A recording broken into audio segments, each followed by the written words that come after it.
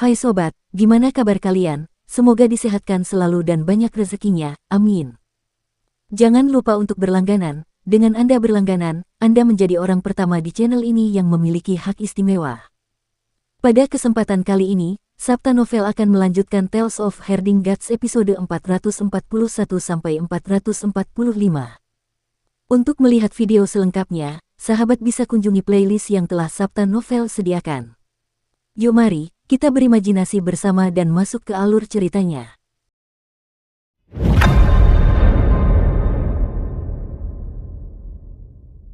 Kinmu adalah Rektor Agung Akademi Suci Surgawi, jadi sebelum dia pergi, dia menyerahkan tugasnya kepada orang lain. Sebagian besar cendekiawan Akademi Suci Surgawi berasal dari Sekte Setan Surgawi dan juga berbagai direktorat. Bahkan jika Kinmu tidak ada di sana, tidak akan ada masalah, jadi dia tidak khawatir. Dia memberikan kitab suci pemeliharaan naga kepada Si Yunxiang untuk mencari orang yang bisa mengurus naga banjir. Mereka hanya makan pil roh, tetapi ras yang berbeda menginginkan jenis pil roh yang berbeda, perintah Kinmu. Saya telah menuliskan jenis dan jumlah yang dibutuhkan, Saintes, jangan lupa, jika mereka tidak mendengarkanmu, cari Linger. Dia bisa menaklukkan naga banjir ini. Si Yunxiang tersenyum. Dengan kitab suci pemeliharaan naga, bagaimana mungkin aku kalah dari rubah kecil itu? Bukankah kau akan membawa beberapa naga banjir untuk melindungi dirimu? Bukankah rubah kecil itu juga mengikutimu? Linger pergi untuk mempelajari mantra dari Fox Immortal, jadi dia tidak akan pergi bersamaku. Aku hanya akan pergi ke West Earth untuk mengintai daratan, jadi tidak akan ada bahaya. Kinmu memberikan beberapa instruksi lagi dan berpamitan kepada Nenek Si dan yang lainnya. Tepat saat dia bersiap untuk memulai perjalanan naga kilin, dia melihat seorang gadis berusia 5 hingga 6 tahun duduk di sampingnya. Kakak Kier, bukankah kau akan pergi ke bumi barat bersama Naikui? Kinmu bertanya dengan bingung. Siong Kier menggelengkan kepalanya. Ibu menyuruhku mengikutimu. Dia bilang dia tidak benar-benar percaya pada guru kekaisaran perdamaian abadi, dia tidak punya sentuhan manusiawi. Dia bisa mengorbankan segalanya hanya untuk mencapai tujuannya, dan tindakannya membuat ibu sulit untuk percaya padanya. Ibumu memang perhatian, senang juga bisa ikut denganku. Imperial Preceptor dan tujuannya kali ini cukup hebat, jadi akan lebih aman bagimu untuk ikut denganku. Kinmu mengangkat Siong Kier dan melompat ke punggung naga kilin. Naga gendut, berangkat. Naga kilin segera melompat maju dan naik ke udara bersama awan api. Master Sekte, saya terus merasa bahwa rasa pil roh api merah tidak tepat akhir-akhir ini. Apakah Anda mengubahnya? Kinmu menggelengkan kepalanya. Naga gendut, jangan bersikap paranoid. Kalau aku mengganti pil roh, apa kau tidak bisa merasakan perbedaannya? Naga kilin merasa ragu sementara Siong Kier berkata dengan heran, naga gendut jauh lebih cepat dibandingkan sebelumnya. Perutmu juga tidak sebesar sebelumnya. Kecurigaannya semakin menambah kecurigaan di hati naga kilin. Meskipun dia telah mengupas pil roh setiap kali memakannya untuk melihat apakah Kinmu telah melakukan sesuatu, dia tidak menemukan sesuatu yang aneh. Kinmu tersenyum. Dia telah menyempurnakan pil roh api merah dan pil vitalitas ilahi elemen api. Rasanya hampir sama dengan pil roh api merah, hanya sedikit lebih pedas. Naga kilin bisa merasakan sesuatu yang salah, tetapi dia tidak tahu apa itu. Diperbarui oleh box novel.com. Kecepatan naga kilin jauh lebih cepat daripada sebelumnya, dan daya tahannya juga jauh lebih besar. Setelah 2-3 hari, mereka mencapai reruntuhan besar. Kinmu menemukan kapal bulan menurut ingatannya dan patung batu kepala desa tidak jauh darinya. Kinmu tidak dapat menahan rasa herannya saat melihat dua keluarga benar-benar membangun rumah di sana. Kedua keluarga itu pasti telah melihat patung batu yang dapat bertahan dalam kegelapan dan tinggal di sisinya. Ketika mereka melihat Kinmu mengendarai monster yang tampak seperti naga tetapi bukan naga, seekor kilin yang bukan kilin, mereka tidak dapat menahan rasa gugup. Dua pemburu muda mengangkat garpu rumput militer dan berjaga di luar pintu sementara istri-istri muda mereka melihat dari belakang mereka. Kinmu berhenti dan membawa Siong Kier dari punggung naga kilin. Ia menyapa kedua orang itu dan kedua pemburu itu membalasnya. Apakah kamu bandit gunung atau perampok? Saya hanya seorang pejalan kaki, datang untuk menemui teman lama saya. Jangan khawatir, saya tidak bermaksud jahat. Kinmu berdiri di depan patung batu kepala desa dan meletakkan sesaji ternak. Ini adalah tetua keluarga saya dan saya di sini untuk memberi penghormatan kepadanya. Jika dia melihat bahwa tubuhnya yang hancur masih bisa melindungi kalian, dia pasti akan sangat senang. Ia memberi penghormatan dan mengeksekusi Soul Guide. Awan langsung berubah gelap dan suram sementara kegelapan membumbung tinggi. Soul Guide bekerja sejenak dan banyak kerangka muncul di luar desa, tetapi patung batu kepala desa tidak hidup. Tidak lama kemudian, kekuatan sihir Kinmu hampir habis. Dia hendak membubarkan pemandu jiwa ketika patung batu kepala desa tiba-tiba bergerak dan memuntahkan beberapa koin emas sambil berkata, "Muer, pada festival hantu, malam bulan purnama, aku akan menunggumu di gerbang neraka." Setelah selesai berbicara, dia kembali menjadi batu. Kinmu mengambil koin emas yang berjumlah 8 koin Fengdu. Penduduk desa sekitar menjadi bingung. Kinmu berbalik untuk mengucapkan terima kasih kepada orang-orang dan meninggalkan sejumlah uang. "Semoga semua orang di sini membantu saya membersihkan patung batu ini secara berkala agar tidak kotor." Setelah selesai, dia berbalik untuk pergi. Orang-orang melihat ke belakang, dan seorang wanita muda tiba-tiba terbangun dari lamunannya. Dia tiba-tiba berteriak, "Lihatlah penampilan pemuda itu, bukankah dia tampak seperti dewa surgawi yang mengemudikan kapal malam itu? Dia memang mirip. Ketika kapal besar itu melewati desa kami malam itu, saya melihat dewa surgawi di kapal itu, dan dia terlihat persis seperti dia." Teriak wanita lain dengan heran. "Jangan bicara omong kosong. Dia masih muda dan bahkan lebih muda dari kita, jadi bagaimana mungkin dia bisa menjadi dewa surgawi di kapal itu?" kata seorang pemburu. Kinmu membawa Siongkier ke Naga Kilin dan mereka berkuda ke barat, beristirahat hanya pada malam hari. Mereka melewati cekungan Istana Langit Barat dan mengamati reruntuhannya sebelum pergi. Setelah sekitar 10 menit, mereka akhirnya tiba di bagian paling barat reruntuhan besar. Ada juga jajaran gunung, puncaknya yang putih bersalju memotong reruntuhan besar di arah itu. Ada juga pegunungan Gatbroken di sini. Kinmu menunggangi Naga Kilin ke satu puncak, dan sebuah anak panah tebal yang seperti balok tiba-tiba keluar dari busur mutiara misterius, menaikkan angin dan salju dalam sepersekian detik. Naga Kilin mengangkat cakarnya dan menangkap anak panah itu. Mendengar itu, dia tidak dapat menahan diri untuk melompat kaget dan berteriak, "Master Sekte, aku telah menjadi lebih kuat." Kinmu melihat sekeliling dan melihat busur-busur mutiara misterius yang besar beroperasi secara otomatis, menyesuaikan arah mereka. Dia kemudian segera berteriak, "Naga gendut, lari cepat." Dentingan, kekuatan busur mutiara misterius meledak, dan salju tebal turun tanpa henti bersama anak panahnya. Naga Kilin segera melompat seolah-olah sedang terbang, berlari kencang ke sisi lain gunung. Baut-baut yang sangat tebal melesat di belakang mereka dan berubah menjadi pilar-pilar es sementara lebih banyak lagi yang melesat mendekat. Naga Kilin meraung keras dan api di belakangnya meluap ke langit. Dengan awan api yang tebal, api membakar baut-baut itu. Namun, masih banyak baut es yang belum mencair dan langsung menyerang mereka. Sambil menggenggam teknik pedang di tangannya, Kinmu tersentak, dan 8.000 pedang terbang ke langit, mengiris baut es yang tak terhitung jumlahnya. Naga Kilin berlari cepat menuruni gunung, dan kilatan petir di belakangnya seperti hujan. Hanya ketika dia berlari menuruni gunung, serangan itu berhenti. Kinmu menghela napas lega sebelum gelombang panas menyerang wajahnya. Dia melihat ke depan dan melihat padang pasir yang luas sejauh yang bisa dilihatnya. Api di padang pasir itu berkobar, membakar langit hingga berubah menjadi merah menyala. Kinmu berbalik, melihat pegunungan bersalju di belakangnya. "Setelah melewati padang pasir yang menyala-nyala ini, kita akan mencapai bumi barat," kata Siongkier dengan suara keras dan jelas. Bumi barat berada tepat di belakangnya. Kinmu bingung, mengapa ada gurun yang menyala-nyala antara West Earth dan Great Ruins. Dari mana api itu berasal? Ibu saya berkata bahwa api ini dinyalakan oleh para dewa untuk menghalangi orang-orang terlantar di reruntuhan besar agar tidak kehabisan tenaga. Siongkier tiba-tiba melompat ke dalam api, mengejutkan Kinmu. Dia berlari mengelilingi mereka sambil tersenyum. "Api di sini tidak akan menyakitiku, karena api itu hanya akan membakar orang-orang terlantar di reruntuhan besar. Bagi kami, api itu sama sekali tidak panas, namun, bagi orang-orang terlantar di reruntuhan besar, api itu sangat berbahaya. Saya pernah mendengar ibu saya berkata bahwa jika orang-orang terlantar di reruntuhan besar memasuki gurun, tanda-tanda api akan muncul di tengah alis mereka, yang menunjukkan identitas mereka sebagai orang terlantar. Semakin tinggi status orang terlantar tersebut, semakin banyak api yang akan muncul." Kinmu mengulurkan tangannya untuk menyentuh api itu dan merasakan sakit yang tajam. Dia segera menarik tangannya kembali, tetapi ujung jarinya masih terbakar. Dia buru-buru memadamkan api dan mengerutkan kening. Gurun yang menyala-nyala itu memang tempat yang sangat berbahaya bagi penduduk reruntuhan besar. Jika mereka masuk, mereka pasti akan terbakar sampai mati. "Kier, kemarilah."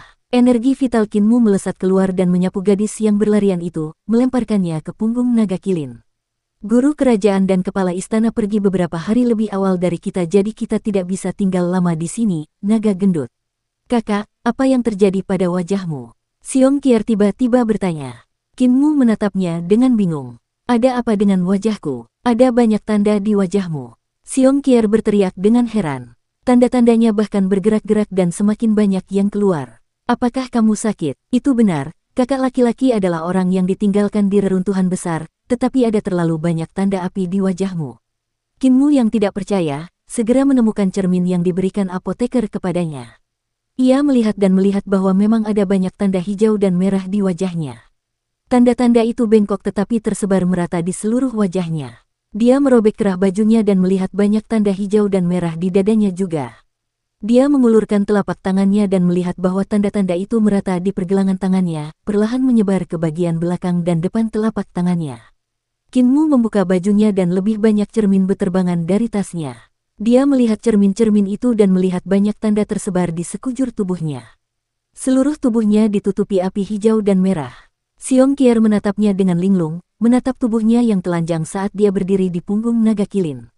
Api hampir menutupi seluruh tubuhnya. Ibu berkata bahwa semakin tinggi status orang yang ditelantarkan, semakin banyak api yang akan muncul di tubuhnya. Orang-orang yang ditelantarkan biasanya hanya akan menerima satu tanda api di bagian tengah alisnya, tetapi kakak laki-laki memiliki tanda api di sekujur tubuhnya.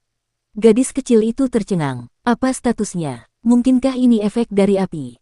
Qin Mu merenungkannya dan berkata, aku baru saja menyentuh api itu dan api itu telah memasuki tubuhku dan membentuk tanda-tanda aneh ini. Fatih Dragon, mundurlah ke pegunungan bersalju.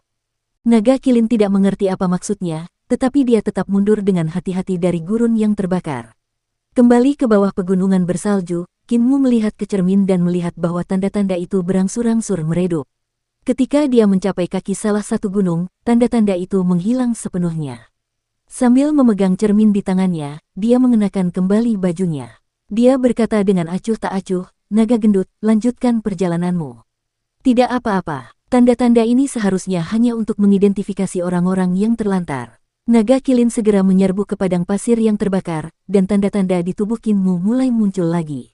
Tanda-tanda itu tumbuh dengan cepat, tetapi pemuda itu tidak memperhatikannya. Pemandangan gurun yang menyala-nyala itu unik. Ada tornado yang menyala-nyala di mana-mana, dan tornado itu berdesing saat menyapu kelompok itu. Sifat naga kilin adalah api sehingga ia paling suka mengendalikan api dan seringkali dengan gembira menyerbu tornado itu. Namun, Qin Mu pernah hampir terbakar sampai mati dan diperintahkan untuk berhenti. Naga kilin melihat wajahnya berubah hitam karena luka bakar dan melompat mundur karena terkejut. Baru kemudian dia patuh dan bergegas ke tempat tujuan. Api itu tidak berpengaruh padanya, tetapi memiliki kekuatan mematikan terhadap Qin Mu. Kakak, ada oasis di depan. Xiong Qier berkata dengan gembira. Ada air di sana. Qin Mu terkejut dan berteriak, ada air di tempat seperti ini.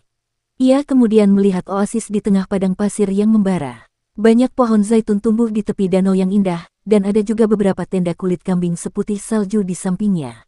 Naga kilin segera berlari ke tepi danau. Qin Mu melompat turun dan berkata, pengunjung datang dari jauh, maaf mengganggu semuanya. Salah satu tenda kulit kambing terbuka dan seorang pemuda berjalan keluar sambil tersenyum, kau tidak mengganggu.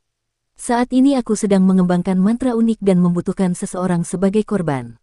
Kaulah orangnya, bocah nakal. Ekspresi pemuda itu berubah drastis, dan Qin Mu menghunus pedangnya tanpa penjelasan apapun. 8.000 pedang terbang bersamaan dan menenggelamkan pemuda itu. Reaksi pemuda itu sangat cepat. Begitu Qin Mu mengayunkan pedangnya, dia mundur dan jatuh kembali ke dalam tenda kulit kambing. Tenda itu hancur berkeping-keping saat cahaya pedang yang tak terhitung jumlahnya melesat ke dalamnya dari segala arah. Tiba-tiba, cahaya itu berhenti dan membuat terowongan ke dalam tanah seperti naga panjang, karena pemuda itu telah melarikan diri ke dalam tanah setelah jatuh kembali ke dalam tenda. Wah, sekitar 1 mil jauhnya di padang pasir yang menyala-nyala, 8.000 pedang terbang keluar dari gua bawah tanah, mengejar sosok pemuda itu. Dia melompat ke udara dan merentangkan kedua lengannya.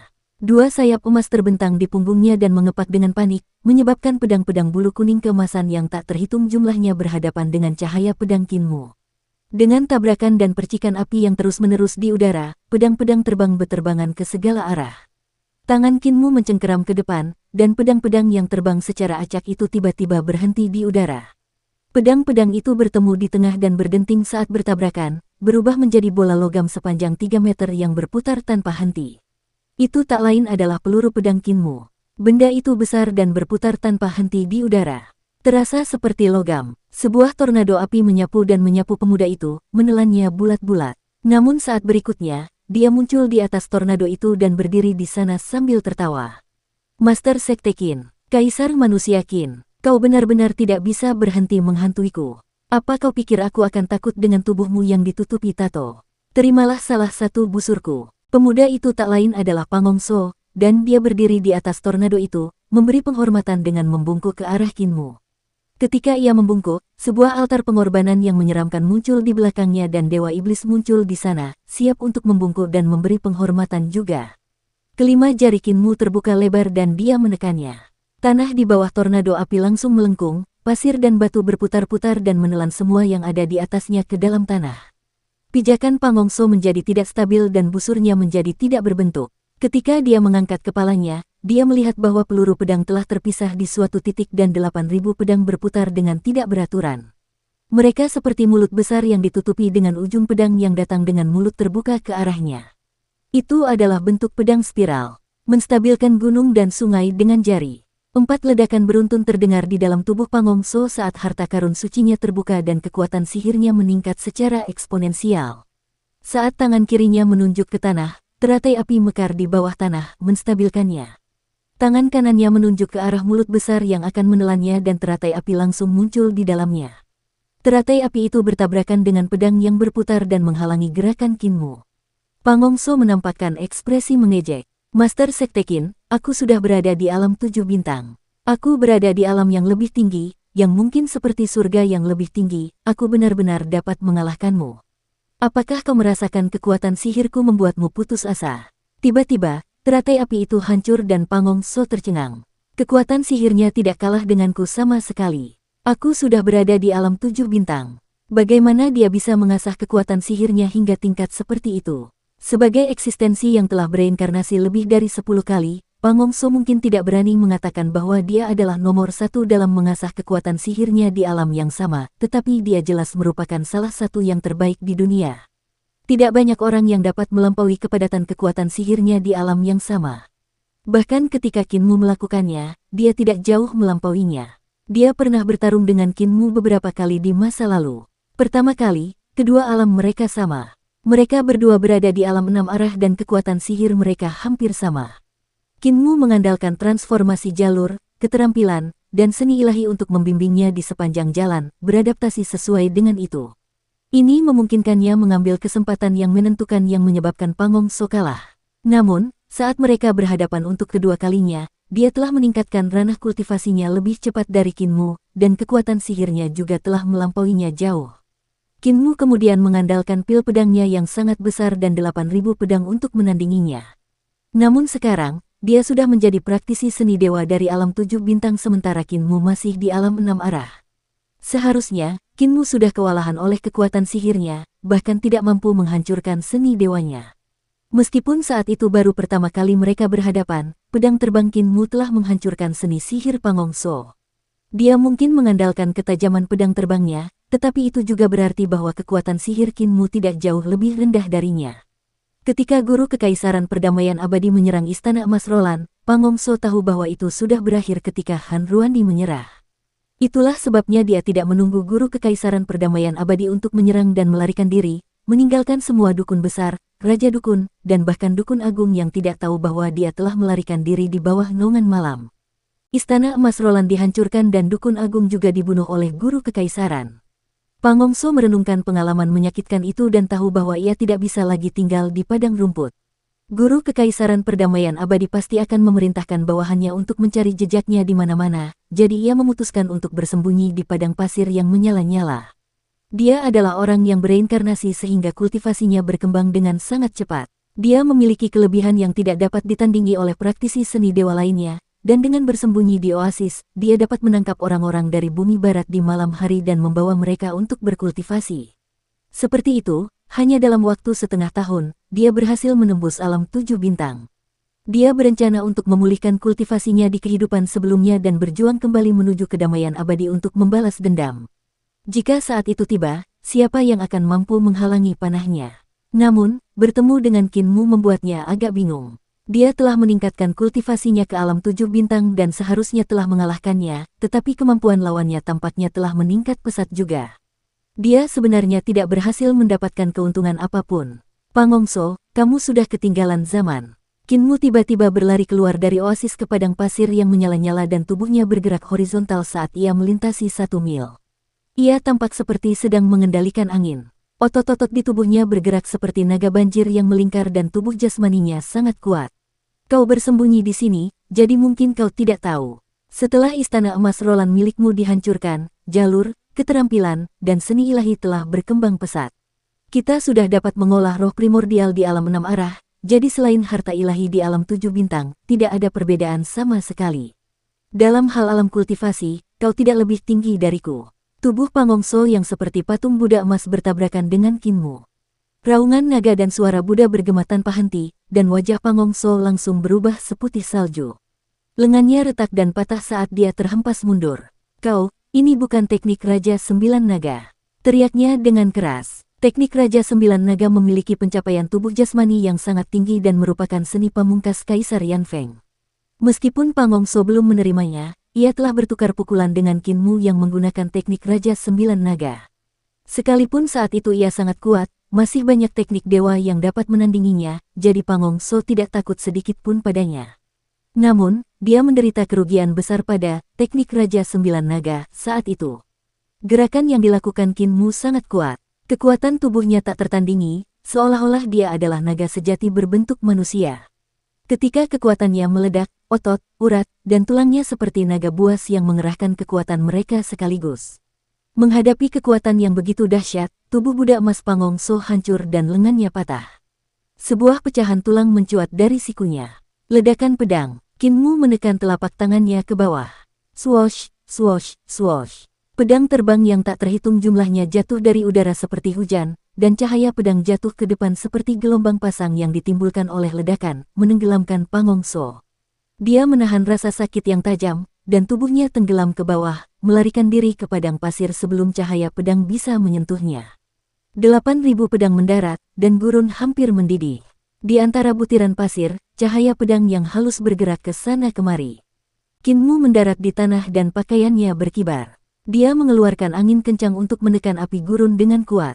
Ujung kakinya mengetuk tanah, lalu dia mengangkatnya lagi. Kemanapun dia lewat, api akan otomatis terbelah menjadi 2 sisi. Beberapa mil jauhnya, padang pasir mendidih. Cahaya pedang yang tak terhitung jumlahnya melesat ke langit, dan Qin Mu mengeluarkan raungan sementara ki vitalnya mengamuk, melesat maju sambil tetap dekat dengan pasir dan batu berwarna merah.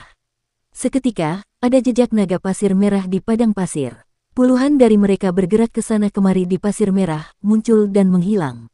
Dalam waktu singkat, mereka tiba di tempat cahaya pedang meluap ke langit. Kekuatan seni ilahinya tiba-tiba meledak, menghasilkan raungan naga yang kuat yang bergema di udara dan pasir pun terhempas ke udara. Di tengah badai pasir, pedang-pedang terbang berkelebat sementara sosok Pangongso samar-samar terlihat. Ia berdiri di atas kuali besar yang bergetar. Gelombang bunyinya muncul dan menepis pedang-pedang terbang itu. Kuali besar itu tiba-tiba masuk ke dalam tanah dan keluar melalui pasir. Qin Mu segera mengejar dan berteriak, "Kincing, pergi ambil air dan cepatlah bersama naga gemuk." Bingung, Xiong Qier berkata kepada naga kilin, "Kakak laki-laki itu orang yang tidak waras. Dia memanggilku Kincing." Naga kilin menggelengkan kepalanya. "Kau tidak tahu kemampuan Pangongso itu. Jika dia tahu namamu, dia bisa membunuhmu dengan memberi penghormatan kepadamu dari jarak 1000 mil, jadi pemimpin sekte tidak memanggil nama aslimu. Seharusnya karena pemimpin sekte tidak memiliki keyakinan penuh untuk membunuhnya, jadi dia meminta kita untuk mengambil air dan mengikutinya. Pemimpin sekte adalah orang yang terlantar sehingga dia tidak bisa tinggal lama di gurun yang menyala-nyala. Tidak ada uap air di gurun yang menyala-nyala sehingga dia tidak bisa menggunakan seni ilahi atribut air juga. Ayo cepat ambil air dan cepat mengejarnya." Xiong Qier memahami kata-katanya dan hendak mengambil air dari danau ketika dia berteriak keheranan. Naga kilin segera menghampiri dan melihat ada tulang-tulang putih di dasar danau. Sulit untuk menghitung berapa banyak mayat yang telah dibuang ke dalamnya. Pangongso mengandalkan semangat dan jiwa orang lain untuk berkultivasi. Untuk itu, ia telah membunuh banyak ahli dari bumi barat dan melemparkan mayat mereka ke danau. "Apakah kita masih mengambil air?" Wajah Xiongqier pucat pasi. Naga kilin menggigit lidahnya dan meludahkan seteguk kecil darah ke dalam danau. Permukaannya langsung bergejolak. Serangga jiwa yang tak terhitung jumlahnya memercik di sekitar danau, berebut darah. Naga kilin segera menggigit keras Xiongqier untuk mengangkatnya dan mundur, mencegah air menyentuh mereka berdua. Danau ini sudah diracuni dan tidak bisa diminum. Naga kilin meletakkan gadis kecil itu agak jauh dan berkata, "Naiklah ke ujung ekorku, duduklah dengan benar, dan bersandarlah." Dia menurunkan ekornya, dan Xiongqier segera naik. Dia duduk dengan benar, tidak lupa untuk bersandar. Naga kilin mengangkat ekornya dan Xiongqier meluncur turun dari ujung ekor ke punggungnya. Gadis kecil itu menjerit kegirangan. "Sekali lagi, kita tidak bisa bermain lagi. Pegang erat-erat surai di leherku. Aku akan mengejar Master Sekte," perintah naga kilin.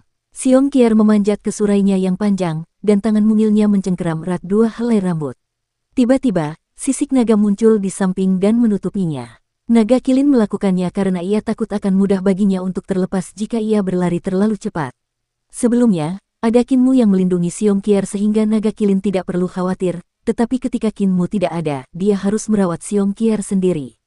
Naga kilin juga menggunakan kekuatan sihir untuk membentuk penghalang di sekitar Xiongqier dan memberinya peringatan agar berhati-hati sebelum mengambil langkah pertama untuk mengejar Kinmu. Kecepatannya berangsur-angsur bertambah cepat karena dia tidak berani tiba-tiba meningkatkan kecepatannya. Dia berlari semakin cepat, segera melampaui kecepatan suara. Bukit pasir yang menyala-nyala itu melewati mereka seperti cahaya dan bayangan yang berkedip-kedip. "Naga gendut, kecepatanmu bahkan lebih cepat dari sebelumnya," teriak Xiongqier. "Kenapa kamu tidak berlari secepat itu di depan kakak? Apa yang bisa dilakukan gadis kecil sepertimu? Jika kau ingin seekor kuda berlari lebih cepat, kau harus memberinya makan dengan baik." Naga kilin merasa senang dengan dirinya sendiri dan tersenyum. "Aku sengaja berlari lebih lambat sehingga Master Sekte akan memberiku pil roh yang lebih baik dengan harapan aku bisa berlari lebih cepat dengan makanan yang baik. Jika aku perlahan-lahan meningkatkan kecepatanku, dia akan tahu itu adalah efek dari pil roh yang lebih baik. Dengan cara itu dia akan bekerja lebih keras untuk meningkatkan pil roh. Selain itu, dia akan tetap memperhatikan bagaimana pil itu terasa di mulutku. Jika aku tiba-tiba meningkatkan kecepatanku secara drastis, dia tidak akan meningkatkan pil roh dan hanya akan memberiku produk yang tidak bermutu dari pil vitalitas ilahi elemen api. Namun, jangan beritahu Master Sekte tentang hal itu, atau dia akan menjadi malas." Xiongqier tidak mengerti apa yang dikatakannya, tetapi dia tetap mengangguk berulang kali. Naga kilin berlari cukup lama, tetapi ia masih belum berhasil mengejar Kinmu. Dalam perjalanan, ia terkejut ketika melihat pemandangan bukit pasir yang meledak. Jelas bahwa Kinmu dan Pangong So telah bentrok di dekatnya. Tidak lama kemudian, naga kilin melihat gundukan pasir di kejauhan berubah menjadi raksasa pasir merah yang menghantam tanah dengan kejam. "Itulah teknik istana langit sejati bumi baratku." Xiongqier berteriak dengan heran. "Apakah itu kakak laki-laki?" Naga kilin menggelengkan kepalanya, sedikit khawatir. "Master Sekte tidak memiliki kekuatan sihir yang begitu kuat. Mari kita mengambil jalan memutar." Dia mengambil jalan memutar dan tidak dapat menahan rasa terkejutnya dia saat melihat raksasa pasir. Ada reruntuhan di padang pasir. Lebih dari separuh istana kuning tanah telah runtuh dan hanya beberapa pagar yang runtuh dan tembok yang bobrok yang tersisa. Api membakar sedikit lebih hebat di sana daripada di tempat lain. Ruang yang ditempati reruntuhan itu sangat luas, seluas beberapa ribu ladang. Api berkobar di sekitar raksasa pasir itu, dan tubuhnya berwarna merah karena api itu. Raksasa itu tidak memiliki kaki, tetapi ia masih dapat bergerak sangat cepat di sepanjang jalan-jalan besar dan gang-gang kecil reruntuhan itu.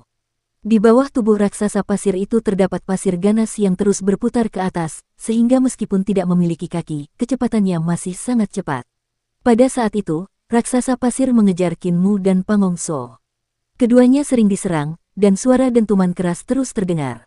Setiap serangan dari raksasa bukit pasir itu sangat kuat, dan ketika mereka mendarat di padang pasir, batu pasir akan melesat keluar seperti pedang. Namun raksasa pasir itu tidak merusak reruntuhan itu sama sekali. Ketika ia menemukan pagar yang rusak dan tembok yang bobrok, ia akan membanjirinya. Setelah airnya mengalir, reruntuhan itu akan tetap baik-baik saja. Seni ilahiyah bumi barat berbeda dengan seni ilahiyah kedamaian abadi, dan jalan yang mereka tempuh adalah jalan semua hal yang memiliki jiwa. Bahkan batu pasir dapat diubah menjadi raksasa untuk bertarung, dan satu serangan dari raksasa pasir dapat membelah gunung. Kekuatannya tidak dapat dihalangi. Kalau saja Kinmu dan Pangongso terkena serangan, energi mengerikannya saja sudah cukup untuk melukai mereka berdua. Dukung terus channel YouTube Sabta Novel. Meski begitu, mereka masih berusaha membunuh satu sama lain sambil berusaha semaksimal mungkin menghindari serangan raksasa pasir. Lengan Pangongso yang patah menghambat gerakannya.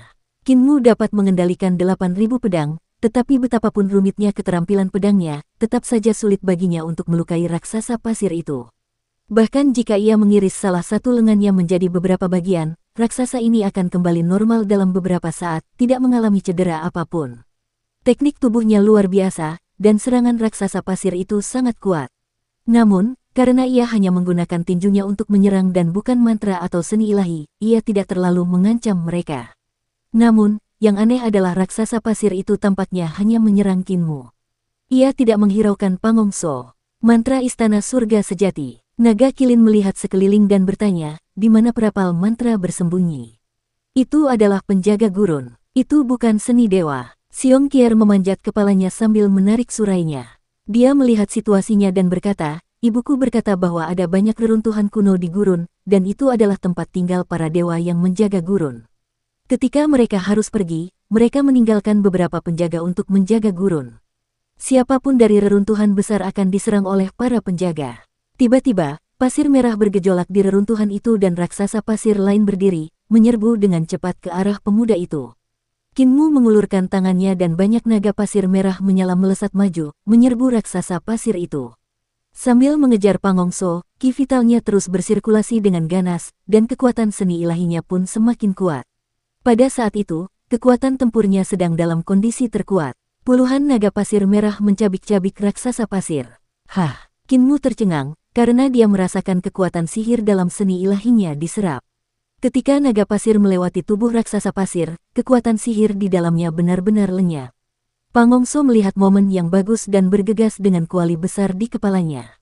Dua raksasa pasir di belakangnya yang telah menyerap kekuatan sihir seni ilahi serta puluhan naga pasir tumbuh drastis dan menyerang Kinmu juga. Kinmu membentuk formasi pertama dan meluruskan ibu jarinya, menggunakan pukulan untuk melawan pukulan Pangongso. Pangongso segera merasakan bahwa serangannya tidak memiliki kekuatan, tetapi ada kekuatan cekung di tinjunya yang menariknya. Jempol yang diluruskan membuat Pangongso bergidik. Kekuatan pukulannya terletak pada ibu jarinya. Dia berjuang untuk melepaskan diri, baru menyadari bahwa gerakan Kinmu sama sekali bukan teknik tinju. Sebaliknya, itu adalah teknik pedang di mana ibu jarinya adalah pedang. Jika Pangongso tidak melepaskan diri dan ibu jarinya menekannya, kekuatan pedang itu pasti akan mengirisnya menjadi dua. Bagaimana teknik bertarung orang ini bisa meningkat begitu cepat dan menjadi begitu mengerikan? Bahkan belum setahun sejak terakhir kali kita bertarung, jadi bagaimana kemampuannya bisa meningkat begitu cepat? Pangongso mengerahkan seluruh tenaganya untuk melepaskan diri dari tinju Kinmu. Saat itu juga, cahaya pedang di ibu jari Kinmu meningkat secara eksponensial. Energi vitalnya berubah menjadi benang yang seperti pedang-pedang halus yang saling melingkar. Cahaya pedang itu menebas saat Kinmu menekan ibu jarinya ke bawah. Pangongso tiba-tiba berubah menjadi bayangan hitam yang jatuh dan menempel di tanah berpasir. Ia lalu cepat-cepat pergi ke kejauhan. Kinmu mengangkat tangannya dan menekan ke bawah, menyebabkan jejak telapak tangan yang besar muncul di tanah. Pangongso menghela napas lega. Orang ini meleset. Namun, sesaat kemudian, cahaya pedang yang bersembunyi di langit dan menutupi bumi berdengung dan jatuh bersamaan. Area yang mereka tutupi sangat luas dan membuatnya mustahil untuk menghindarinya. Tiba-tiba, raksasa pasir ketiga berdiri dari bawah kaki Kinmu, dan hujan pedang yang jatuh dari udara menjadi tidak teratur. Pangongso keluar dari bayangannya dan berubah menjadi manusia untuk melompat keluar dari padang pasir. Dia melesat di sepanjang jalan untuk menghindari cahaya pedang, melarikan diri dari reruntuhan. Dia menoleh ke belakang untuk melihat, hanya untuk melihat Kinmu tenggelam oleh tiga raksasa pasir. Hidup dan matinya tidak dapat dipastikan. Saat orang ini terluka parah, itu adalah saat terbaik bagiku untuk membunuhnya. Tepat saat Pangongso berpikir demikian, dia melihat naga kilin berlari mendekat dan mencibir. Bahkan seekor binatang sepertimu berani menyerangku. Dia kemudian membungkuk dan berteriak dengan tegas, naga gendut. Sebuah altar pengorbanan besar muncul di belakangnya dan dewa iblis yang dikorbankan juga membungkuk. Naga kilin mengabaikannya, dan Pangongso menjadi sedikit gugup. Dia membungkuk sekali lagi dengan tergesa-gesa. Naga kilin sudah berada di dekatnya, api menyebar dari mulutnya. Pangongso memuntahkan darah. Luka-lukanya tidak ringan, dan seni ilahi yang memberi penghormatan kepada jiwa sangat menguras vitalitasnya. Memberi penghormatan 2 kali telah menguras banyak vitalitasnya. King. Pangongso menggertakkan giginya dan memberi hormat sekali lagi. Siong Kier mencengkeram surai naga kilin dan naik ke kepala raksasa gemuk itu untuk melihat dengan rasa ingin tahu ke arah pemuda di hadapan mereka. Pangongso memuntahkan seteguk darah saat seberkas api dari mulut naga kilin memancar dengan kobaran api yang membara, menyapu ke arahnya sejauh belasan mil. Kemanapun sinar itu lewat, bukit pasir itu rata dengan tanah. Pangongso buru-buru bersembunyi di dalam kuali besar dan mendengarkan suara dentuman keras yang terdengar dari kejauhan. Kuali itu kemudian tersapu ke udara dan jatuh puluhan mil jauhnya. Naga kilin berlari cepat ke tempat kuali itu mendarat, tetapi yang terlihat hanyalah lubang pasir dengan noda darah. Jelaslah bahwa Pangongso telah melarikan diri ke dalam tanah. Kemampuanku ternyata tidak bisa menghentikannya. Mereka yang bisa hidup selama 10.000 tahun memang luar biasa. Kemampuannya untuk melarikan diri bahkan lebih unggul dari Cult Master. Seru naga kilin dengan kagum. Tiba-tiba terdengar ledakan keras dari reruntuhan, dan naga kilin menoleh ke belakang.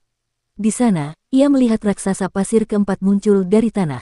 Tingginya 100 meter dan sebanding dengan pagoda 10.000 Buddha milik biara petir besar. Ia bergerak sangat cepat dan mengejar Kinmu tanpa henti. Aku tidak bisa membiarkan Master Sekte terluka. Naga kilin segera berlari cepat, dan dia melihat tubuh Kinmu tiba-tiba menghilang. Saat berikutnya, dia muncul di depannya dan melayang di udara. Seluruh tubuhnya ditutupi oleh api aneh dan rune teleportasi yang beredar cepat. Kinmu buru-buru memadamkan api di tubuhnya, wajahnya sudah hitam karena luka bakar. Untungnya, pakaiannya dibuat oleh Yu Zhaoqing dan praktisi kuat lainnya dari klan bulu surgawi, jadi pakaiannya tidak hancur dalam api. Berbagai suara terdengar di belakangnya, dan Kinmu menoleh untuk melihat. Raksasa pasir itu benar-benar terbang keluar dari reruntuhan dan menyerbu dengan agresif. Naga gendut, mundur. Kinmu melambaikan tangannya dan menghentikan naga kilin yang sedang menyerbu. Raksasa pasir itu sangat cepat dan segera menyerbu ke depan Kinmu. Mereka kemudian bergoyang dan terbagi menjadi 2 kelompok, melancarkan serangan menjepit ke arahnya dari kanan dan kiri. Tepat saat mereka hendak menerkamnya, rune teleportasi di sekitar tubuh Kinmu menyala dan tubuhnya menghilang sekali lagi. Raksasa bukit pasir itu bertabrakan dan pasir memenuhi udara. Namun, tak lama kemudian, mereka kembali terbentuk dan bergegas kembali ke reruntuhan dengan tergesa-gesa. Namun, sebelum mereka sempat kembali, mereka tiba-tiba runtuh dan berubah kembali menjadi bukit pasir yang menumpuk satu di atas yang lain. Naga kilin bergegas berlari ke tempat Kinmu melayang di udara. Di bawahnya ada istana yang lebih dari setengahnya runtuh. Di dalamnya ada kuil dengan patung dewa kayu yang ditutupi tanda-tanda aneh. Kepalanya ada di lantai. Kinmu mengangkat tangannya, dan pedang bebas terbang ke arahnya. Dia menatap kepala patung dewa kayu itu dengan wajah muram.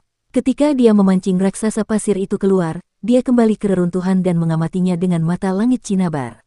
Dia kemudian menemukan bahwa ada tanda-tanda aneh yang mengalir terus-menerus pada patung dewa kayu itu, jadi dia memenggal kepalanya dengan satu pukulan. Begitu dia melakukan itu, tanda yang awalnya bersinar perlahan meredup. Gelombang otak yang mengerikan telah mengalir keluar dari patung dewa menuju Kinmu. Namun, gelombang itu terhalang oleh liontin giok yang tergantung di lehernya. Aneh sekali, Kinmu menoleh ke belakang dan bertanya, "Kier, apakah ada dewa di istana langit barat di bumi baratmu?" Siong Kier menggelengkan kepalanya dan menjawab, "Aku belum pernah mendengar tentang itu sebelumnya." Kinmu mencengkeram liontin giok itu dan berkata dengan suara pelan, "Ada kesadaran yang tersembunyi di dalam patung dewa ini, dan bahkan menyerangku saat aku memenggal kepalanya. Pemilik patung dewa ini seharusnya masih hidup. Pemimpin sekte, Pangongso berhasil lolos," kata naga kilin. Kinmu tidak mempermasalahkannya. Dia telah melarikan diri selama 10.000 tahun dan telah lama menguasai seni itu, jadi tidak akan mudah untuk menyingkirkannya sekaligus. Bukankah dia juga melarikan diri ketika guru kekaisaran perdamaian abadi mengepung istana emas Roland? Yang membuat hatiku berdebar adalah mungkin ada dewa yang hidup di istana surga sejati bumi barat. Dia mengangkat kepalanya untuk melihat ke arah barat. Patung kayu itu benar-benar dapat mengumpulkan pasir untuk membentuk raksasa. Ini menunjukkan bahwa patung itu menggunakan seni pamungkas dari istana surga sejati. Teknik ini disebut teknik alam 10.000 roh dan cocok untuk dikultivasikan oleh wanita. Meskipun Siong Siyu telah mengajarkannya kepada Kinmu, keuntungan yang diperolehnya tidak banyak. Guru kerajaan pergi ke istana langit sejati, jadi dia mungkin tidak akan beruntung. Kinmu mengalihkan pandangannya dan berpikir, kuharap kemampuan dewa itu tidak terlalu hebat, karena kalau tidak..." Dia menggelengkan kepalanya. Yang lebih membuatku khawatir adalah mengapa dewa istana surga sejati ini meninggalkan istana yang hancur ini. Raksasa pasir itu jelas-jelas ingin membunuh orang-orang yang terlantar di reruntuhan besar. Seperti apa sebenarnya istana surga sejati pada awalnya?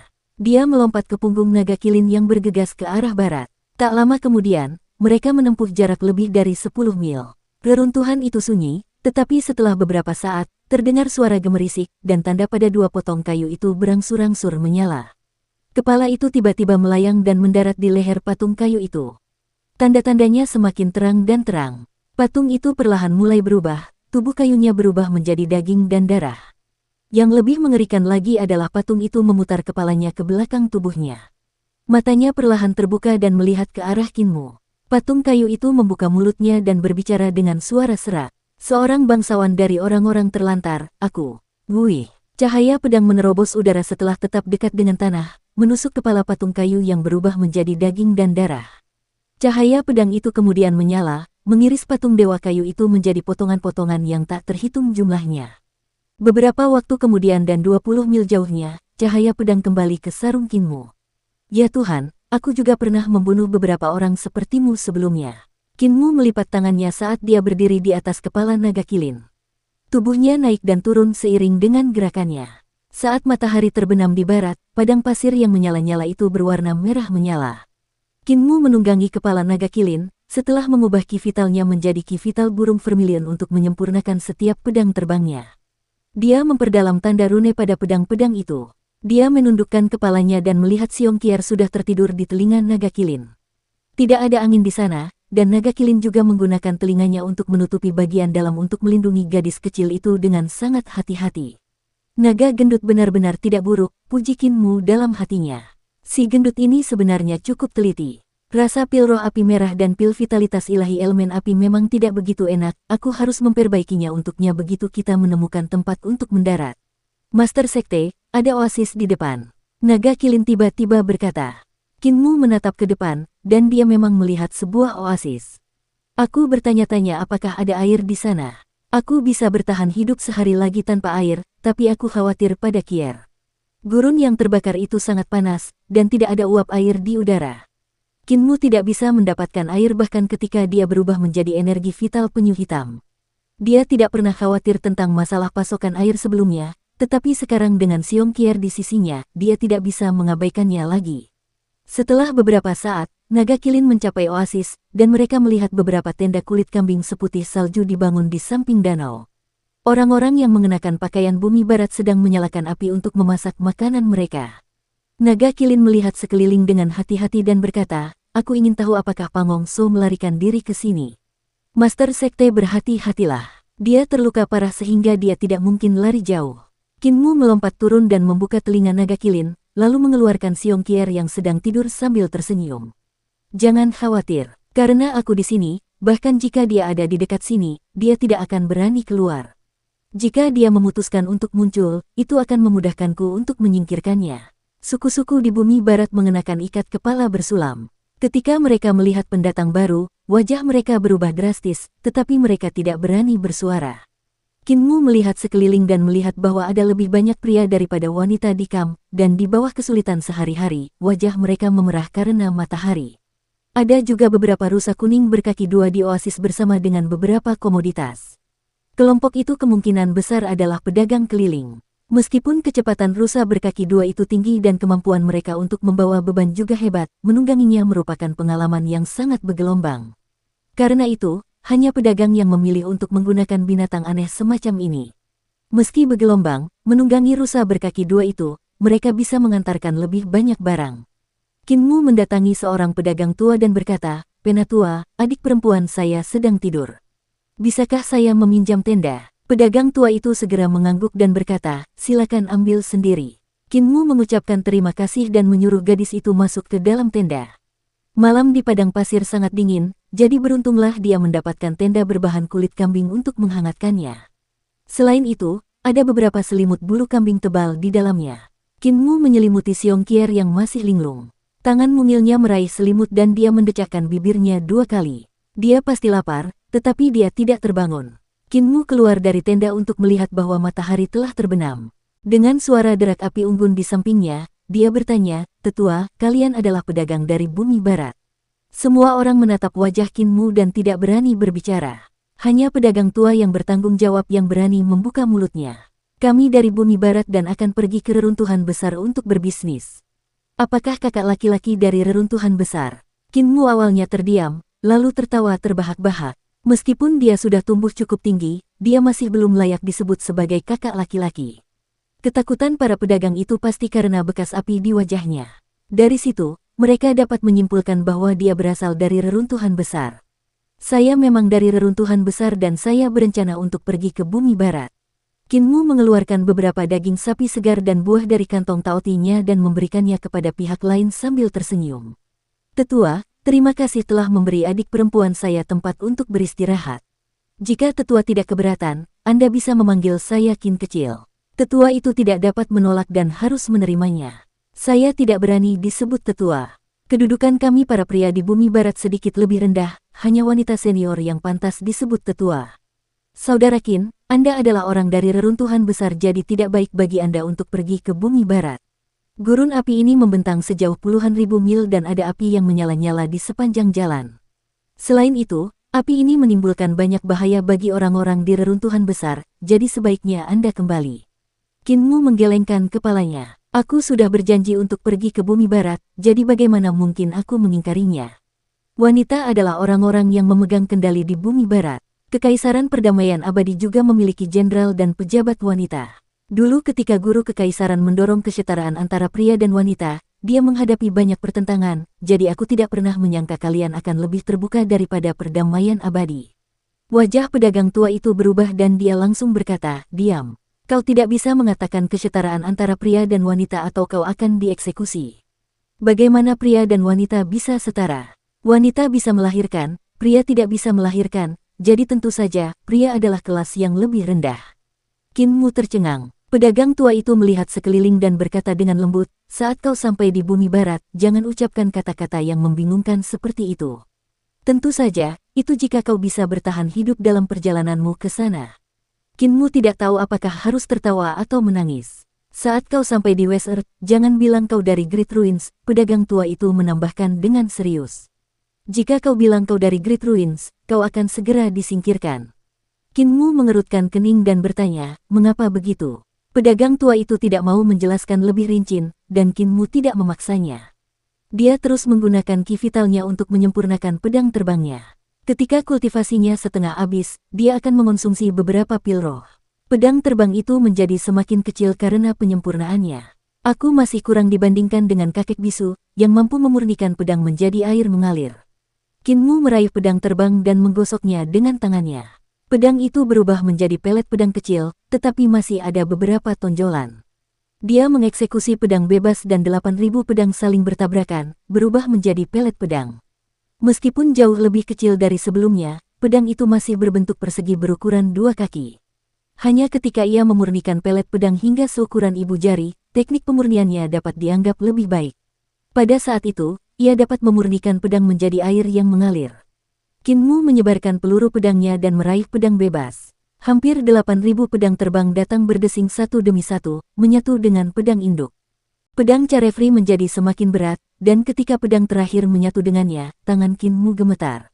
Pedang itu terlalu berat, tetapi setidaknya dia bisa mengangkatnya. Ia mencoba mengayunkannya, dan meskipun bergerak sangat lambat, suara berderak akibat ledakan dan dengungan akibat getaran terdengar dari langit. Itu seperti turunnya gunung besar. Suara ledakan itu berasal dari beratnya pedang akibat ruang yang terkompresi. Kinmu mengayunkan pedang Carefree 2 kali dan lengannya sudah terasa sakit. Dia segera menyingkirkan pedang anak-anak itu dan tidak lagi menyiksa dirinya sendiri dengan pedang itu. Tulisan bahasa naga di cakram kaisar dan sarang naga sejati itu benar-benar tidak buruk.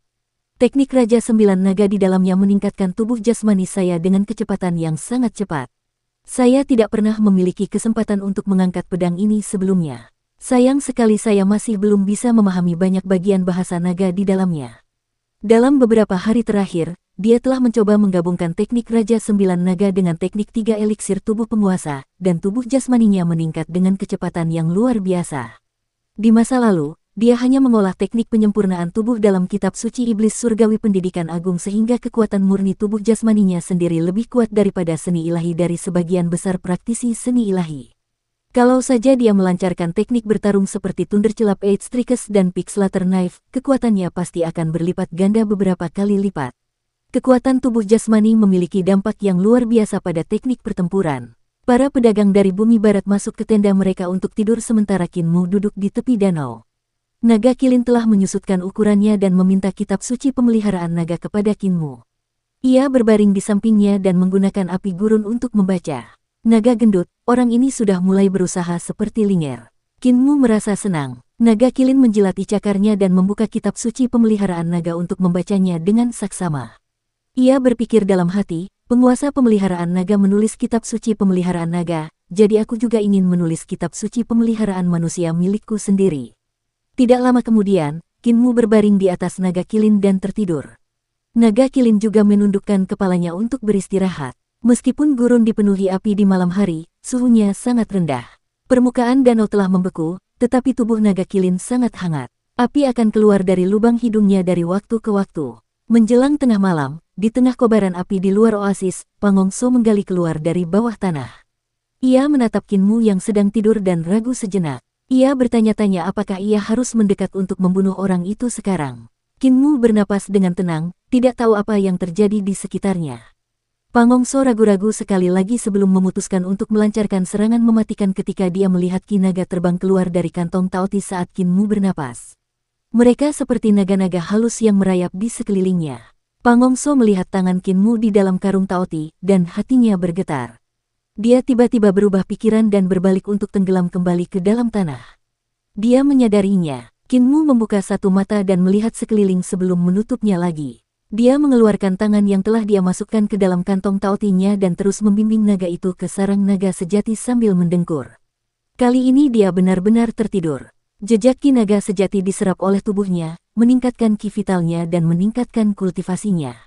Kinmu mengandalkan sarang naga sejati dan cakram kaisar untuk berkultivasi selama beberapa bulan terakhir, sehingga kultivasinya dapat meningkat dengan cepat. Bahkan Pangongso yang telah bereinkarnasi lebih dari 10 kali tidak dapat mengunggulinya. Tentu saja, yang terpenting adalah seringnya ia berlatih kultivasi ganda roh primordial dengan Ling Yuxiu dan Si Yun Xiang. Hal itu sangat menguntungkannya, dan kultivasinya tidak kalah dengan Pangongso yang telah memasuki alam 7 bintang. Saat fajar menyingsing, Xiongqier terbangun dan merengek bahwa ia kelaparan. Kinmu menggunakan beberapa potong daging tanpa lemak dan sayuran untuk memasak buburnya. Ia juga membuat beberapa kue kering sebelum memurnikan beberapa pil peningkat semangat untuk Naga Kilin. Kitab suci pembinaan manusiaku pasti akan berhasil.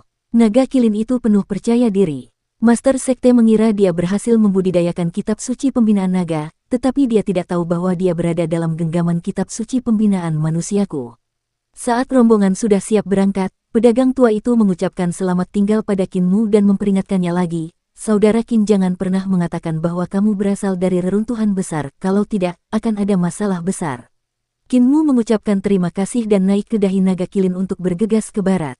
Di belakangnya terdengar lonceng berdenting di leher rusa saat mereka membawa barang-barang ke reruntuhan besar di timur. Kecepatan Naga Kilin memang cepat, tetapi mereka tetap tidak dapat mencapai bumi barat meski berlari hingga sore hari. Ketika mereka melewati sebuah gunung besar, Kinmu meliriknya beberapa kali, tetapi Naga Kilin berlari melewatinya pada saat berikutnya.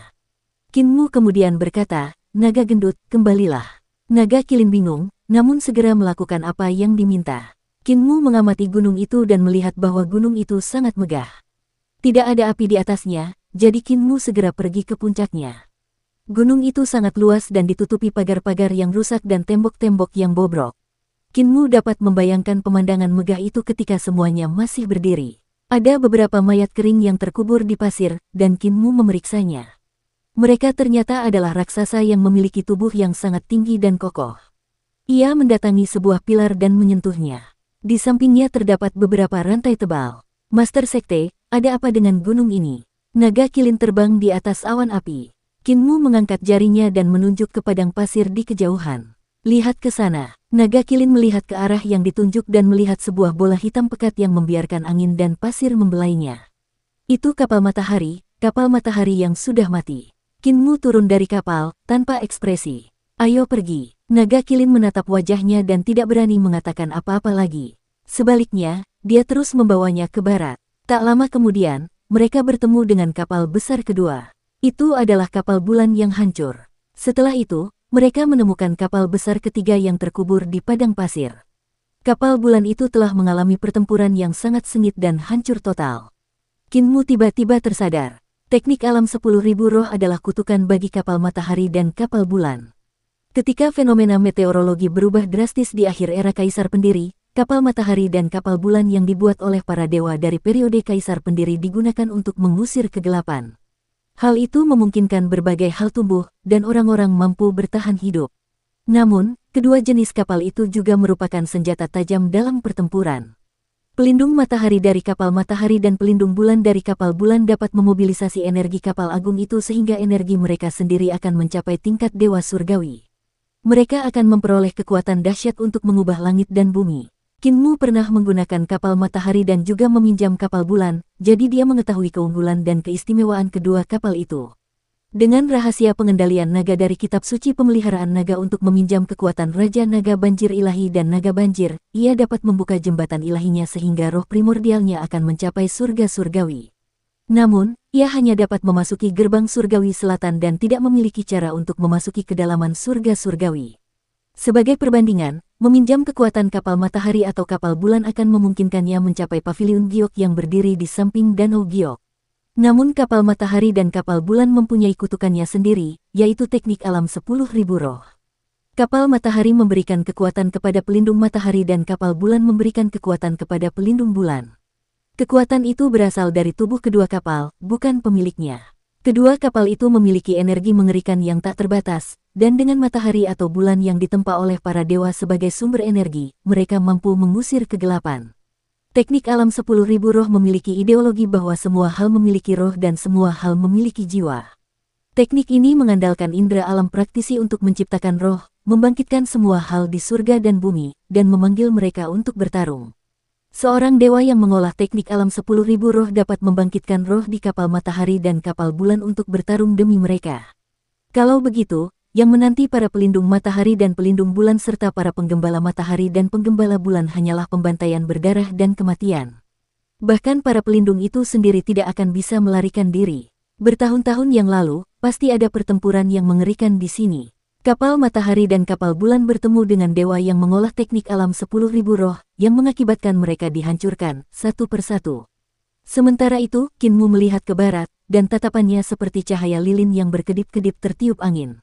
Istana surga sejati bumi barat pasti ada hubungannya dengan ini. Dia selalu merasa bahwa istana langit sejati di bumi barat adalah tanah suci seperti biara petir besar dan sekte Dao. Tetapi meskipun kepala istana memiliki seni ilahi yang luar biasa, dia hanyalah seorang praktisi kuat yang terperangkap di alam jembatan ilahi. Tanah sucinya tidak berbeda dengan tanah suci lainnya. Akan tetapi, dari apa yang dilihatnya, istana surga sejati di bumi barat mungkin menyembunyikan banyak rahasia dan bahkan keberadaan yang mengerikan. Tidak hanya itu, nama True Heaven Palace saja sudah memunculkan beberapa kemungkinan pertimbangan. Kultus Santo Surgawi mendapatkan namanya karena sang penebang kayu yang menyampaikan ajarannya dihormati sebagai seorang santo. Biara petir besar diberi nama demikian karena ketinggian Gunung Meru, puncaknya terletak di lapisan awan petir. Ketika guntur dan suara Buddha bergema bersama, suaranya begitu keras sehingga bahkan orang tuli pun dapat mendengarnya. Sekte Dao terkenal karena pedang Dao dan Gunung Kunlun, sementara ibu kota Giok kecil adalah pecahan ibu kota Giok dari era Kaisar Pendiri. Nama-nama tempat suci tersebut mengungkapkan asal-usulnya. Jadi apa asal-usul True Heaven Palace? Mengapa Dewa Istana Surga Sejati menghancurkan kapal matahari dan bulan? Kehancuran Istana Dewa di padang pasir dan raksasa pasir aneh mungkin juga merupakan perbuatan dewa yang sama. Padang pasir yang diselimuti api aneh yang membuat tanda-tanda api muncul pada orang-orang yang ditinggalkan dan berusaha membakar mereka sampai mati. Apakah itu juga terkait dengan Istana Surga Sejati? Namun, mengapa tanda-tanda api muncul pada orang-orang terlantar yang menginjakkan kaki di tanah itu?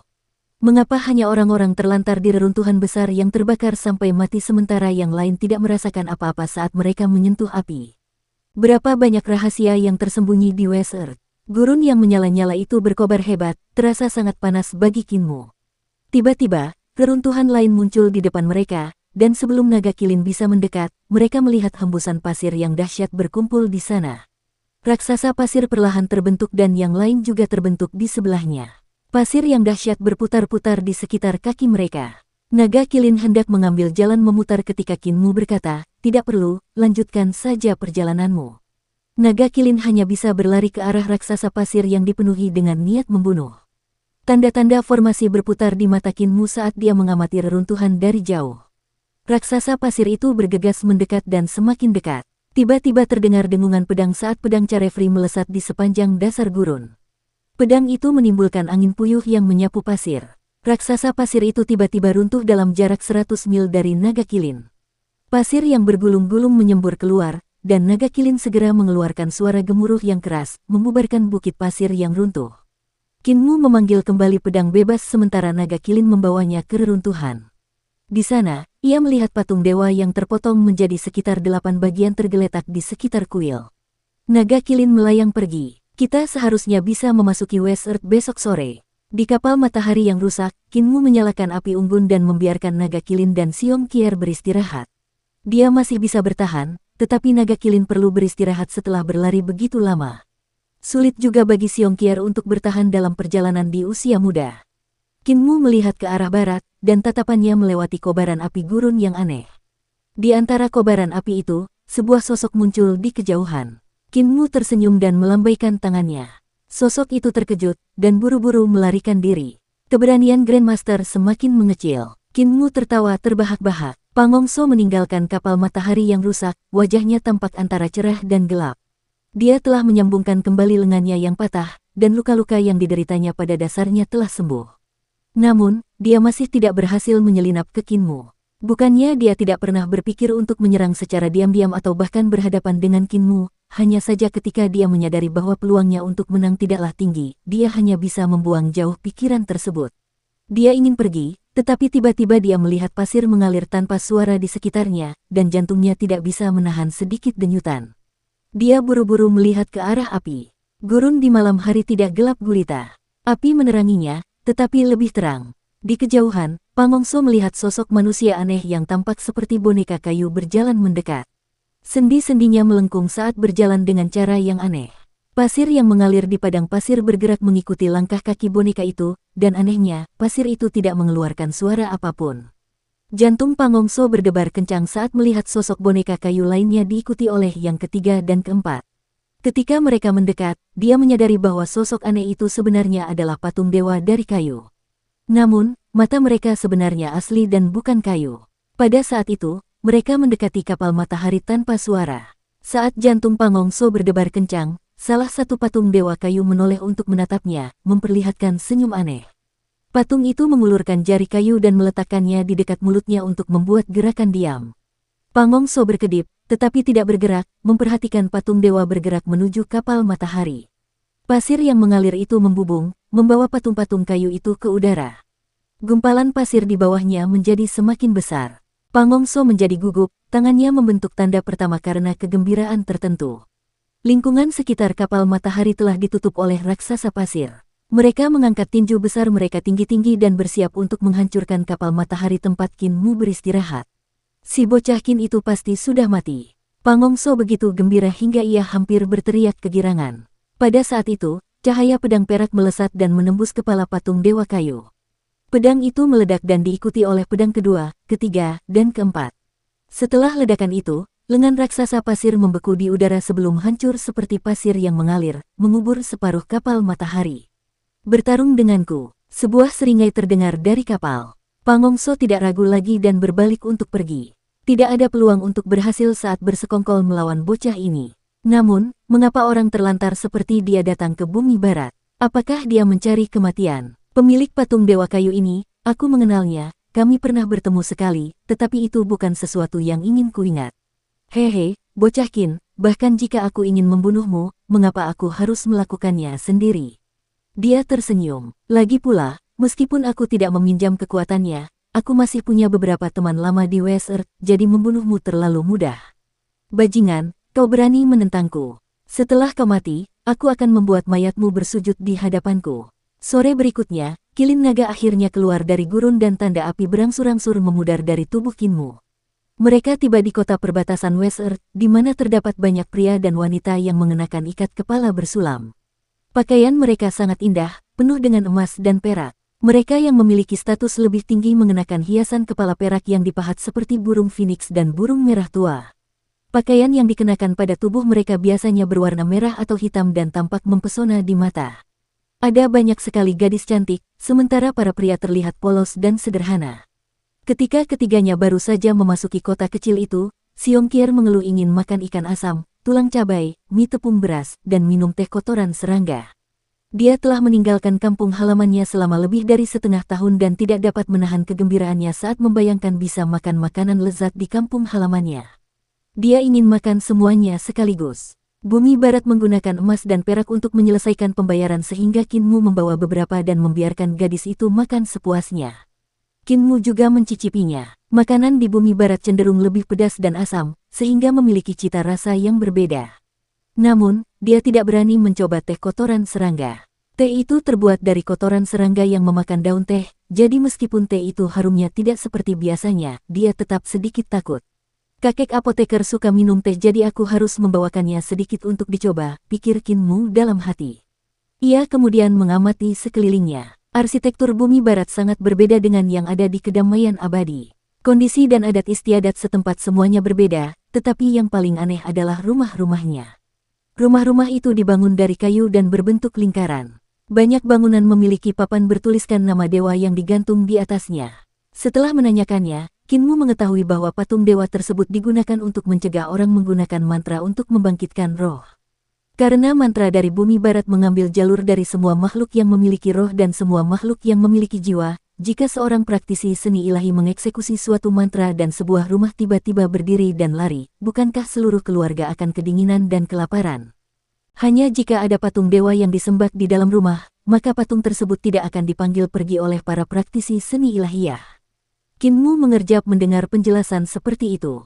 Pemandangan sekelompok besar rumah yang berdiri tegak untuk bertempur benar-benar sesuatu yang baru. Akan tetapi, dapatkah patung dewa tersebut benar-benar mencegah rumah-rumah tersebut diambil alih oleh para praktisi seni dewata? Ada juga banyak kuil di pegunungan yang digunakan untuk menekan roh gunung. Ada juga kuil suci di setiap sungai untuk mencegah praktisi seni suci membawa pergi roh gunung. Namun, gunung dan sungai itu semuanya memiliki pemilik, seorang tetua menjelaskan. Kinmu melihat sekeliling dan mendecak lidahnya karena heran. Ketika melihat pegunungan yang membentang di kejauhan, dia akhirnya mengerti mengapa pegunungan West Earth belum rata dengan tanah. Tanah itu masih memiliki bukit-bukit hijau dan air jernih yang merupakan pemandangan yang menyenangkan. Mengapa semua gunung dan sungai di sini memiliki pemilik? Tanya Kinmu. Siapa mereka? Tentu saja, itu milik para penguasa istana langit sejati. Ada juga beberapa yang milik praktisi seni dewa dari suatu tempat atau suatu sekte, kata tetua itu. Bukan hanya gunung dan sungai yang punya pemilik, bahkan bunga, rumput, dan pohon semuanya punya pemilik.